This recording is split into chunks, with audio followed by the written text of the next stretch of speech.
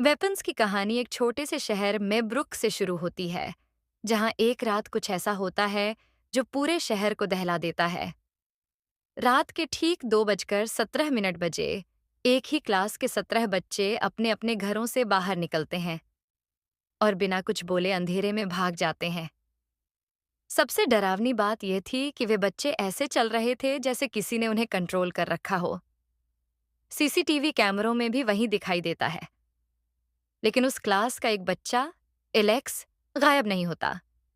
यहीं से शुरू होता है इस फिल्म का असली रहस्य। कहानी की शुरुआत। स्कूल की टीचर जस्टिन गैंडी अगले दिन स्कूल पहुंचती है। वह देखती है कि उसकी पूरी क्लास गायब है और सिर्फ एलेक्स मौजूद है। पूरा शहर डर और गुस्से में भर जाता है। बच्चों के माता-पिता टीचर जस्टिन पर शक करने लगते हैं। सबको लगता है कि शायद वही इस घटना के पीछे है। एक पिता, आर्चर ग्रैफ, सबसे ज्यादा गुस्से में होता है क्योंकि उसका बेटा भी गायब हो चुका है। वह पुलिस पर भरोसा नहीं करता और खुद जांच शुरू कर देता है। जस्टिन की हालत। जस्टिन धीरे धीरे मानसिक रूप से टूटने लगती है। उसे बार बार अजीब सपने आने लगते हैं। उसे सपनों में वही बच्चे दिखाई देते हैं और एक बूढ़ी डरावनी औरत भी। वह शराब पीने लगती है और अकेले इस रहस्य को सुलझाने की कोशिश करती है। इसी दौरान उसका पुराना बॉयफ्रेंड पॉल उसकी मदद करता है। पॉल पुलिस ऑफिसर है, लेकिन उसकी जिंदगी भी बहुत खराब चल रही होती है। एलेक्स का रहस्य। जस्टिन को एक बात बहुत अजीब लगती है। एलेक्स के घर की खिड़कियां हमेशा बंद रहती हैं। एक दिन वह छिपकर उसके घर को देखती है और उसे अंदर दो लोग सोफे पर बैठे दिखाई देते हैं, बिल्कुल बिना हिले। वह समझ जाती है कि कुछ बहुत गलत हो रहा है। रात में जस्टिन अपनी कार में सो जाती है। तभी एक बूढ़ी औरत बाहर आती है और उसके बाल काट लेती है। अब फिल्म पूरी तरह सुपरनैचुरल हॉरर बन जाती है। दूसरी तरफ आर्चर की जांच। आर्चर अलग अलग घरों के सीसीटीवी फुटेज देखता है। वह पता लगाता है कि सारे बच्चे एक ही दिशा में भागे थे। मतलब कोई उन्हें एक जगह बुला रहा था। उसे शक होने लगता है कि इस सब का कनेक्शन एलेक्स के घर से है। पॉल और जेम्स फिल्म में एक और किरदार आता है। जेम्स, वह एक नशेड़ी और चोर होता है। एक दिन पॉल उसे पकड़ता है, लेकिन गुस्से में उसे मार देता है। फिर डर जाता है कि कहीं उसकी नौकरी न चली जाए। बाद में जेम्स चोरी करने के लिए एलेक्स के घर में घुसता है और यहीं फिल्म का सबसे बड़ा ट्विस्ट सामने आता है। बेसमेंट का भयानक सच। जेम्स घर के बेसमेंट में जाता है और वहां देखता है कि सारे गायब बच्चे वहीं मौजूद हैं, लेकिन वे सामान्य नहीं होते। वे बिल्कुल शांत, बिना भाव के बैठे रहते हैं, जैसे उनकी आत्मा ही खत्म हो गई हो। जेम्स डरकर पुलिस स्टेशन जाता है ताकि इनाम ले सके, लेकिन पॉल उसे देख लेता है और सोचता है कि जेम्स उसके खिलाफ शिकायत करने आया है। दोनों जंगल में भागते हैं। वहां फिर वही बूढ़ी औरत दिखाई देती है। असली विलेन आंटी ग्लैडिस। अब फिल्म खुलासा करती है कि वह बूढ़ी औरत कौन है। उसका नाम ग्लैडिस है। वह एलेक्स की दूर की रिश्तेदार होती है।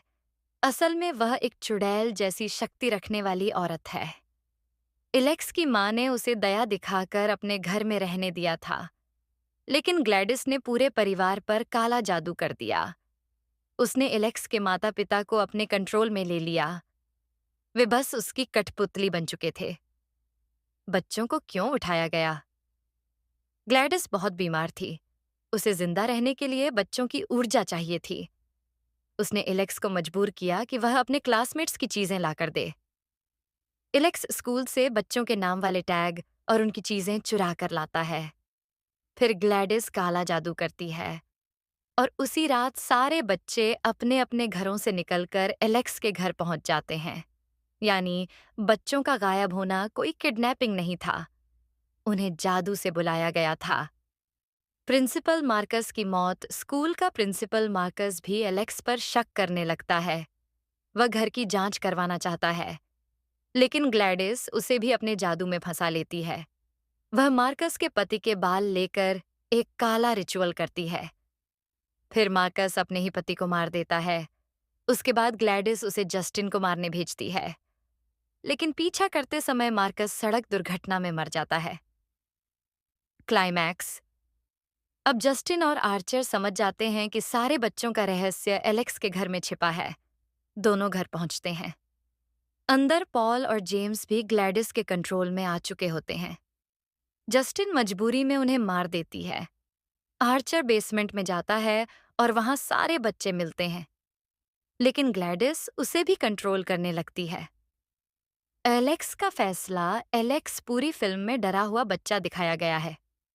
असल में वह खुद भी ग्लैडिस का शिकार था, लेकिन आखिर में वह हिम्मत करता है। वह ग्लैडिस के जादुई टोटेम को तोड़ देता है और उसी के जादू को उसके खिलाफ इस्तेमाल करता है।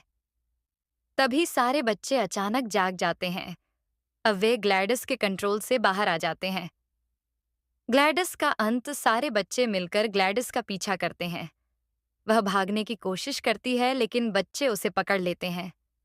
फिर वे उसे बेरहमी से मार डालते हैं। ग्लैडिस के मरते ही उसका जादू टूट जाता है। Ending explained. बच्चे वापस अपने घर लौट आते हैं, लेकिन वे पहले जैसे नहीं रहते। कई बच्चे सदमे में चले जाते हैं, कुछ बोलना भी बंद कर देते हैं। एलेक्स अपने माता-पिता से अलग होकर दूसरी जगह रहने चला जाता है, क्योंकि उसके माता-पिता मानसिक रूप से पूरी तरह टूट चुके होते हैं। आर्चर अपने बेटे को वापस पाकर रो पड़ता है।